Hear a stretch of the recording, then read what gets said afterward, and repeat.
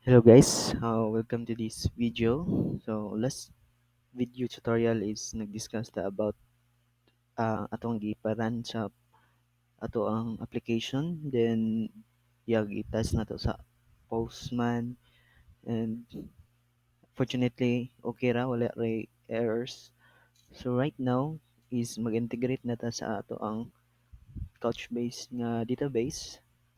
So first ako sana i-stop ang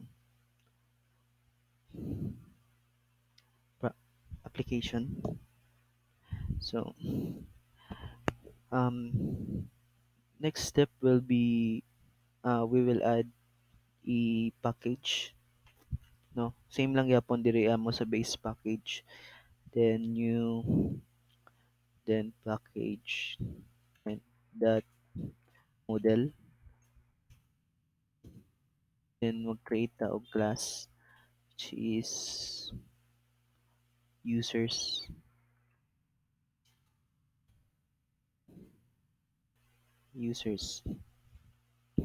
So si users muna to ang murag model na to sa to ang ato ang data, like for example sa to ang data na atay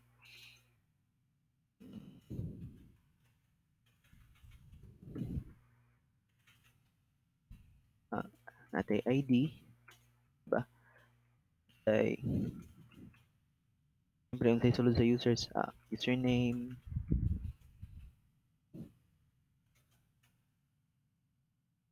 password,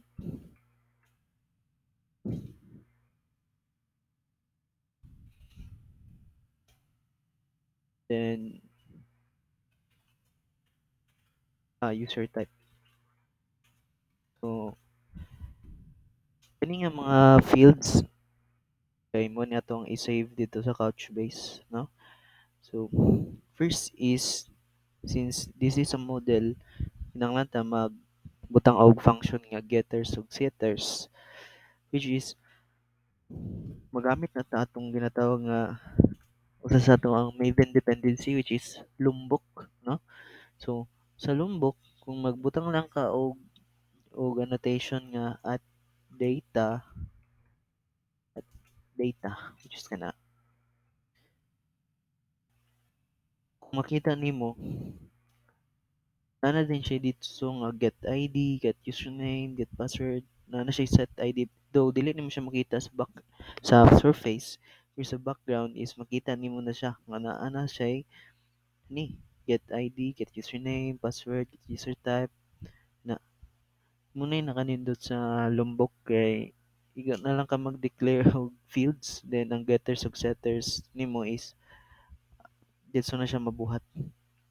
Siyempre kay getters ug setters kinahanglan ta og constructor,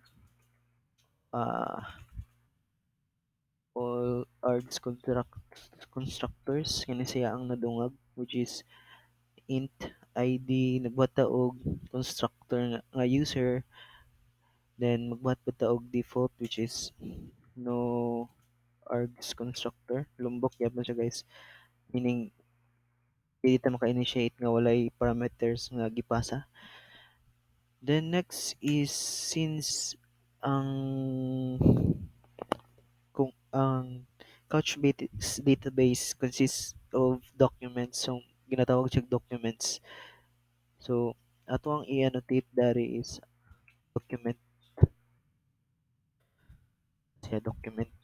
Kung dito po ka sa mga SQL, like for example MySQL, entity pod ang tawag nila ana. So sa Couchbase is document siya tawag. So butangan po din natin diri og composite query index wherein fields declare na to ang fields, username, then password,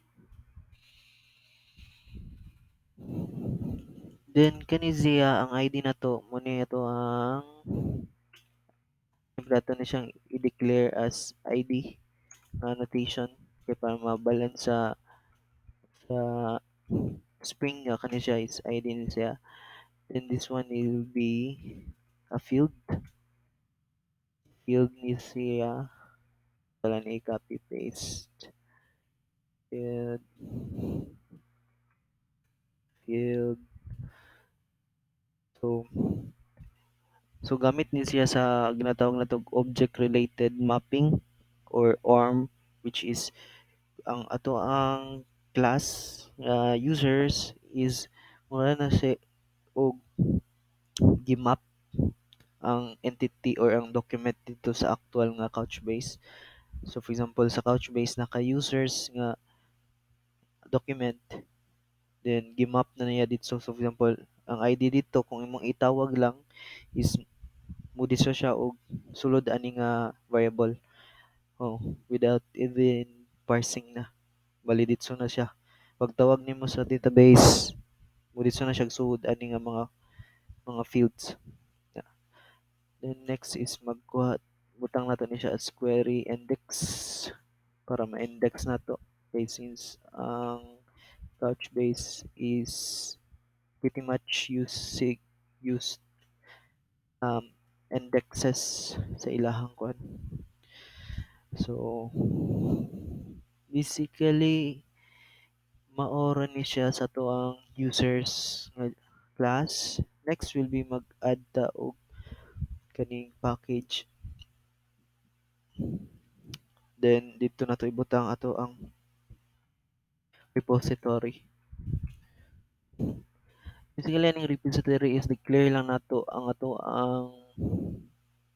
ang repository para sa to ang Couchbase, which will be an interface ito na to user repository. So every time nga magbuhat ka og document nga class, for example users man magbuhat pud ta og user repository. So for example teacher repository, magbuhat pud og teacher repository. Then extended interfaces, add ta og Couchbase repository. Kaya siya, Couchbase repository. Base repository. Then finish. So sa to ang Couchbase repository na siya duha ka parameters unsa nga document ang or unsa nga class ang imong gi-refer. So atong gi-refer diri is users.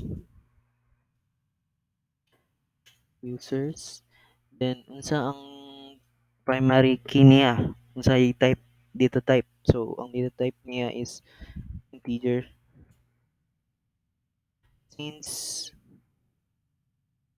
ang ato ang ID is an int diri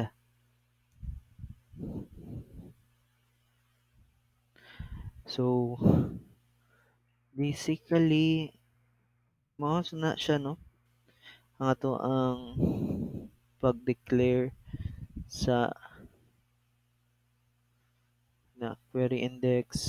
So kani nga video is nagbuhat ta og model nga users and user repository which extends ang interface nga Couchbase repository pointing the user that class sa tuang users nga class ug unsa nga um, integer unsa nga data type ang ato ang ID or ato ang primary key. So integer. So mostly pwede siya integer, string, ana kung depende kung unsay imong data type sa imong ID dari nga gibutang. So that's it for this video. I hope you like it. So watch the next video for this one para makakita mo sa outcome, no? So please like and subscribe to my channel.